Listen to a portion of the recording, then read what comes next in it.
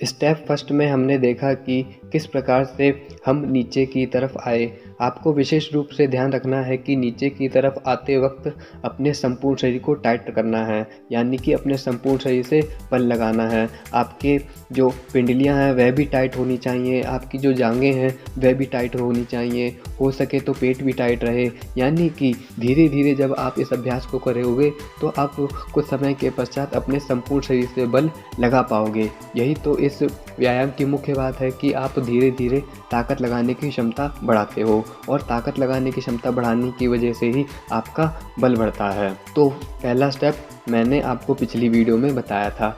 अब दूसरा स्टेप शुरू होता है। तो पहला स्टेप हमने ख़त्म करा था कि मैं सबसे नीचे आ गया था।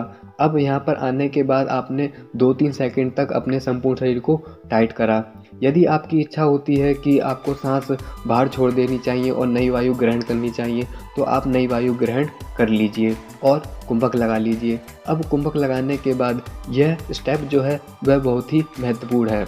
इस स्टेप में आपको धीरे धीरे आगे की तरफ जाना होता है, जिस प्रकार से मैं इस वीडियो में आगे की तरफ जा रहा हूँ। इस वीडियो में लगभग मैंने 1 मिनट के समय के अंतर्गत आगे की तरफ गया और पीछे की तरफ आया हूँ। इस स्टेप में आपको धीरे धीरे आगे की तरफ जाना होता है और फिर धीरे धीरे उसी गति में पीछे की तरफ आना होता है।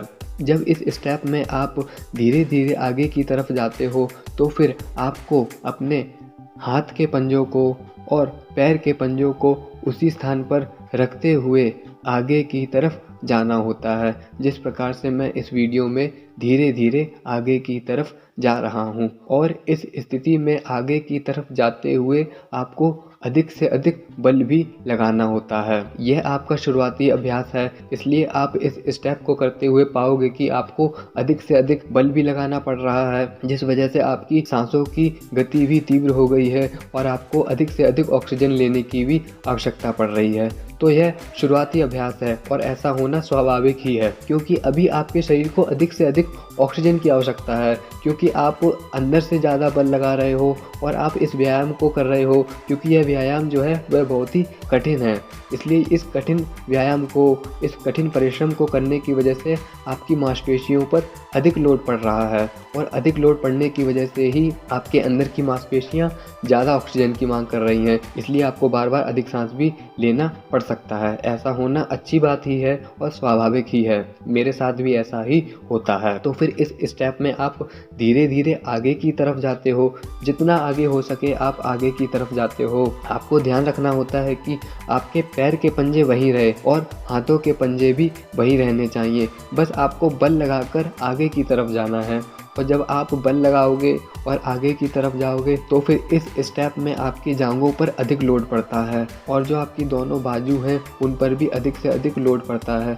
जब आप ज़्यादा से ज़्यादा आगे की तरफ जाने का प्रयास करते हो तो फिर इसमें आपकी छाती पर भी अधिक से अधिक लोड पड़ता है, और ऐसा लगता है कि ना जाने मैंने कितने सारे भार को अपने शरीर पर धारण कर रखा है, क्योंकि आप उस समय ऐसी स्थिति में होते हो कि जहाँ पर आपको अधिक से अधिक बल भी लगाना होता है, ऊपर से आपको कुंभक भी लगाना होता है, और आप ऊपर से नीचे की तरफ आए हो वो भी धीमी गति से। इस वजह से आपके शरीर का भार ही बहुत अधिक हो जाता है, और इसी स्थिति में आपकी जो मांसपेशियां हैं उन पर अधिक से अधिक लोड भी पड़ता है, और अधिक से अधिक लोड पड़ने की वजह से ही तो वह मांसपेशियां धीरे धीरे बढ़ना शुरू हो जाती हैं, उनमें प्राण शक्ति जाना शुरू हो जाती है। यही तो प्रोफेसर राममूर्ति की दंड है, इसी के द्वारा तो प्रोफेसर राममूर्ति और उनके शिष्य इतने शक्तिशाली बने थे।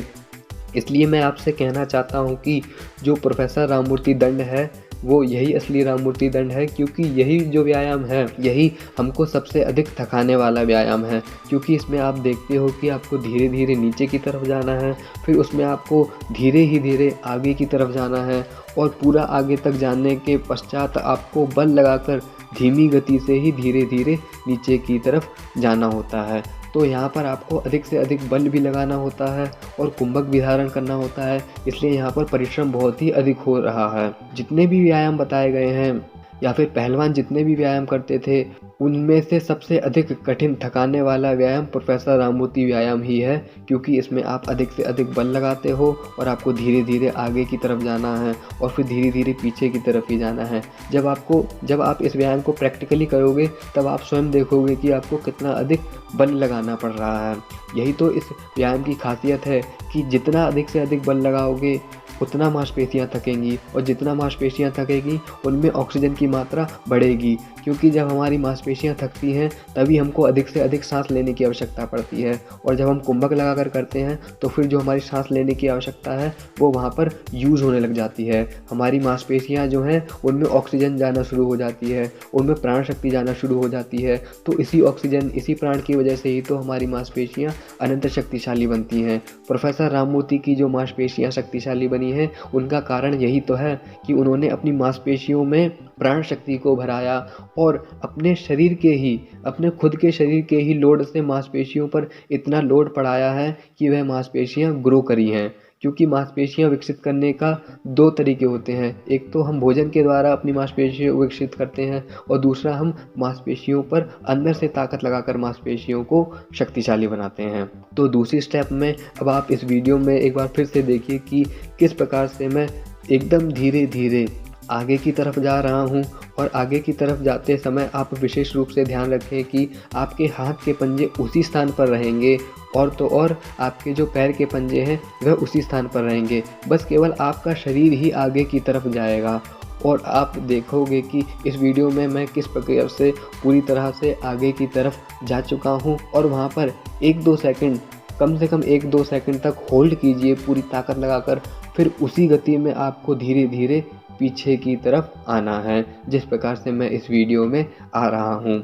यहाँ पर आपका कुंभक टूटे तो कुंभक निकाल दीजिए और नई सांस को ग्रहण कीजिए। फिर दोबारा आपको पीछे की तरफ जाना है और इस दूसरे स्टेप को पूरा करना है। तो फिर हमने क्या सीखा कि पहले स्टेप में हमको पूरा कुंभक करके धीरे धीरे नीचे की तरफ जाना है। पूरी तरह से नीचे की तरफ आने के पश्चात हमें वहाँ पर 2-3 सेकंड तक अपने शरीर को होल्ड रखना है और फिर होल्ड रखने के बाद धीरे धीरे एकदम बिल्कुल जितना धीमे हो सके आगे की तरफ जाना है और वहाँ पर 2-3 सेकंड तक होल्ड रखने के बाद फिर पुनः अपने पहले की स्थिति में यानी कि पीछे की तरफ आ जाना है।